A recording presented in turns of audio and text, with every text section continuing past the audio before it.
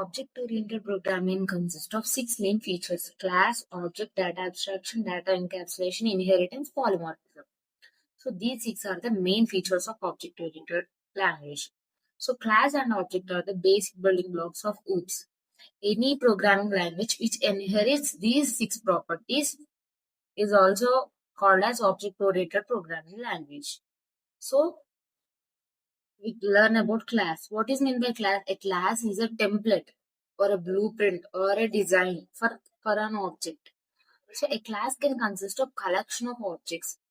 Uh, Example, fruit is a class. Then what are the objects of fruit? Apple, mango, watermelon. So these three are not only these three, many objects for that class fruit. So object. What is meant by object?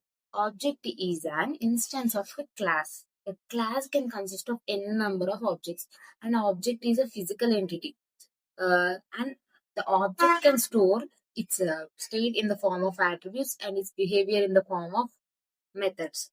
So, let us take one example called we take the example called fruit. A fruit can consist of multiple objects called mango, apple, watermelon.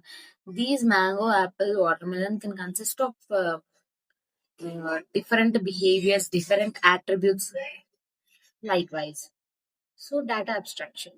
Hiding the internal details and showing the functionality is also called as data abstraction. When we try to buy a car, we don't see the internal details. It just show the functionality, how the car is going with what speed, and how the car is looks like. So B matters the looks and functionality. We don't matters the internal details. We don't even care what are the internal details. So that is called abstraction, data abstraction.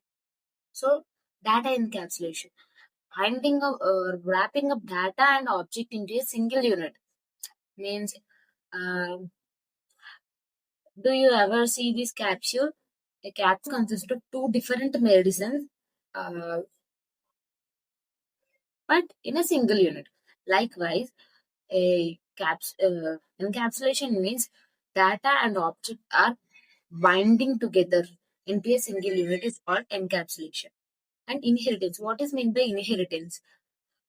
Acquiring the properties from one class to another class is called inheritance. Like from your parent to children. So genes can be acquired from parent to children. Likewise, inheritance is also. In inheritance, it involves two main classes. What is this? Superclass and subclass. Superclass is also called as parent class and it is also called as base class. Subclass is also called as child class and also called as derived class. So the main advantage of inheritance is code reusability. So next, polymorphism. Polymorphism means the ability to take many forms. For example, a man can there. Here it is a man. A man can be a father for her children, and a man can be husband for her wife, and a man can be child for her mother, and a man can be employee for a company. So the person is a single person and ability to take many forms. Likewise, polymorphism also. And the main advantages of OOPS is modularity can be achieved, code reusability through the inheritance, and data could be secured. And it by using OOPS, it should solve it better problem solving and real world modeling. And OOPS concepts are flexible and scalable. Thank you. Subscribe my channel.